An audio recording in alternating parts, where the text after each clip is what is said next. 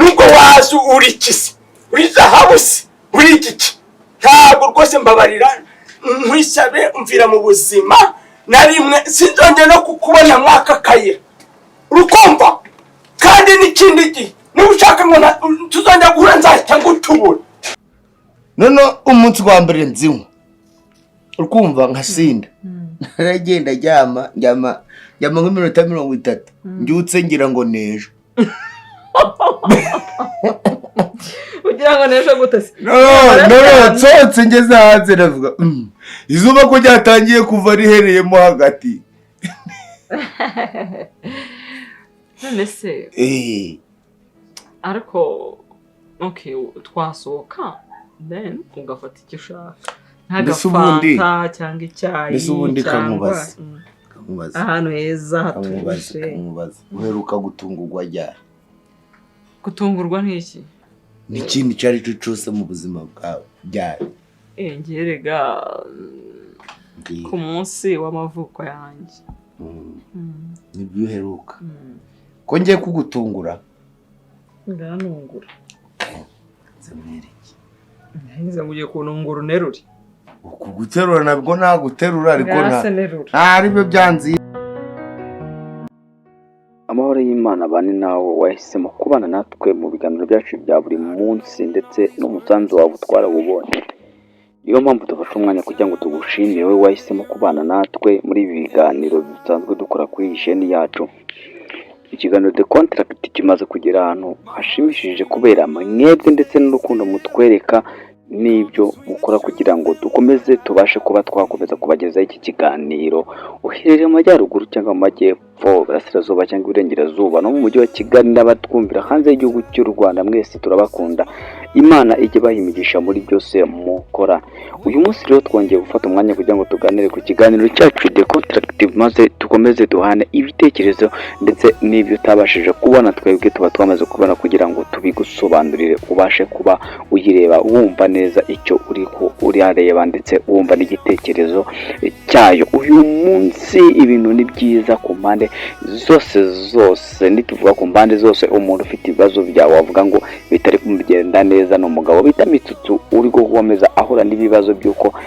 ndetse uko imiterere yiwe igaragara no kunavuga bigaragaza yuko yaba afite nk'ikibazo kiri mu mutwe ariko ntaga ari uko bimeze ahubwo no kubera yuko ari kwakundi amaraso y'umuntu umwe cyangwa undi abadakunzwe muri society ugasanga abantu benshi cyane bamufata ukundi kuntu atari kandi we akagombye kuba umwana mu bandi. Dore ko yagiye gusaba imbabazi bimubera ibibazo cyane mwabibonye yuko batangiye kumutuka bamubwira amagambo menshi cyane ariko burya iteka ryose umuntu naca bugufi ntago ari ukubera ko abatabuzi kuvuga ahubwo n'ukubera ko atabashaka intambara ahubwo abayishakira amahoro. Ubuzima busanzwe ubundi ni ukuvuga ngo abantu babiri cyangwa batatu iyo bari kumwe umwe muri bo bafite amahane menshi cyane ariko ntago ari ngombwa yuko ayo mahano yazana mu bihe bitandukanye byo umenya igihe amahane yawe agomba kuba yakorera cyangwa igihe wagomba kuba umunyamahoro kubera yuko rimwe na rimwe arigiye usanga ugize umujinya mwinshi cyane ugasanga hari ibintu byinshi cyane wangije nk'uno mugabo bigiye bijya utamenya ko kubana n'abandi bantu neza yitwaje ngo afite amazu yiwe kandi ntazi yuko ibi byose ari umuyaga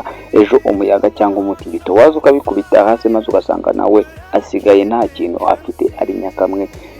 ugasanga atangiye kujya avuga ngo iyo mbimenya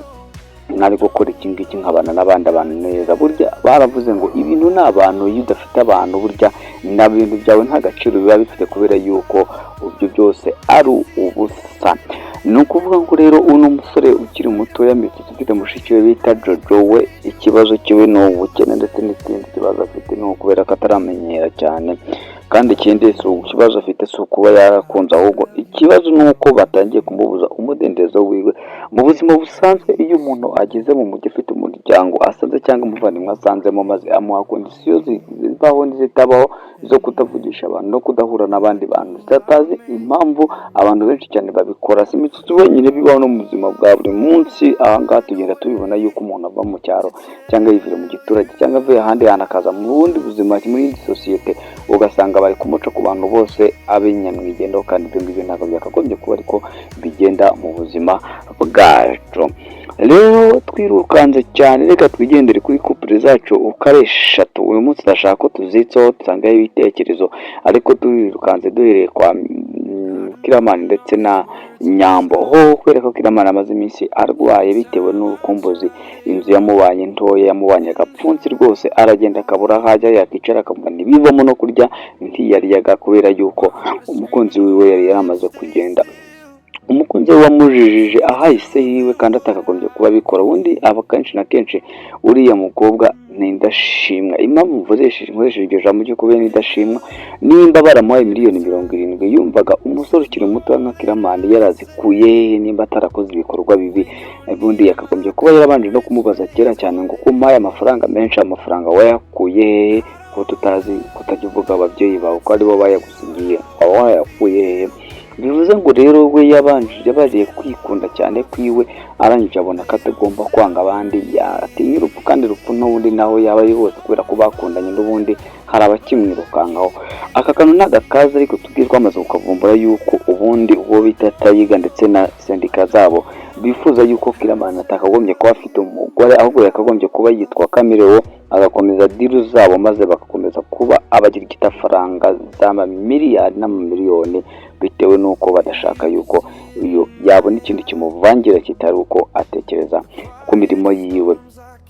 Dore yuko nawe yamaze atangiye kujya yibwira yuko asezama ibintu inyuma n'amafaranga yiwe yose akayaheba. Amaze kuyaheba se uyu mukobwa umukurikiranye amafaranga, abanje kumukurikirana amafaranga, nubwo amubeshya kamukunda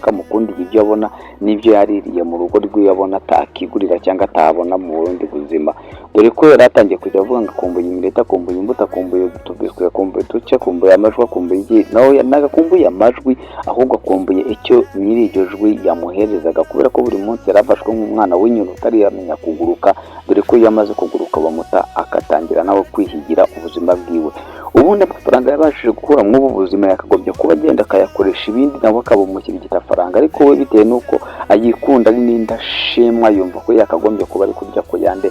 y'uno mugabo, ahubwo akakomeza kuba yakomeza kugugira ute kugorana ubuzima bugora cyane. Mu gihe uyu Kiramani we yumva ko ibintu byose yabisiga gukurikira umugore, ariko ndababwiza ukuri ko iki gitekerezo afite cyo no kubera amaco y'inda nko kubera urukundo, ariko nawe arabizi neza ko ibintu yavunikiye yakobokeye mugani wa babandi. Amafaranga yatanze y'amaraso, yamenye amaraso menshi cyane, yangiza benshi cyane, yangijana byinshi cyane, akora bibi byinshi cyane, ku buryo aka kanya ashobora kuba yaje kuzimu na Satani akamwanga, kubera ko ashobora kuba yarisha abakozi biwe benshi cyane, ndetse akicana abakozi b'Imana benshi cyane, akabura isi, akabura nijoro, abantu bakamwanga, ndetse na Satani ubwe ndetse n'Imana ikamwanga, akabura aho yajya bitewe n'ibikorwa yaba yarakoze. Yego nibyo gushaka amafaranga uyashaka utitaye ku kintu icyo ari cyo cyose, uba witeye kubapfa, ntabwo uba witeye kubaza gukena, ntabwo uba witeye kubaza kurira, kubera yuko wowe ufite icyo ushaka kugeraho, intego zawe nizo zigomba kuba zagerwaho. Batekereza ko yasiga ibyo byose inyuma agakurikirana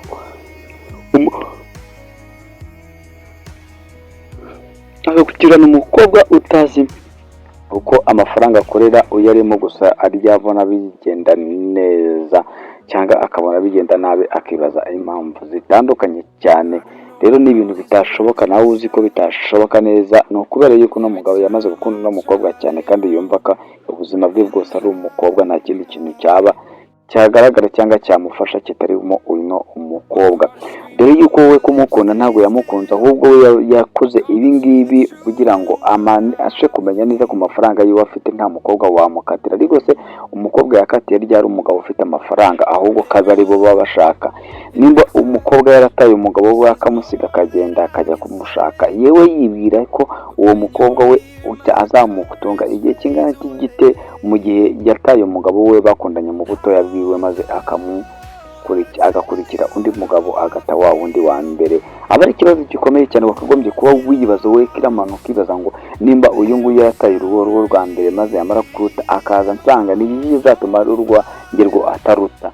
Dore rero ibimenyetso byagaragaje ko Nyambo atakunda no mugabo, no kubera yuko we yikundiye ibintu kurenza wiwe. Ikindi afite ubwoba bw'uko yazapfa, ubundi se atekereza iki akabayicwe ndeko katuga, kandi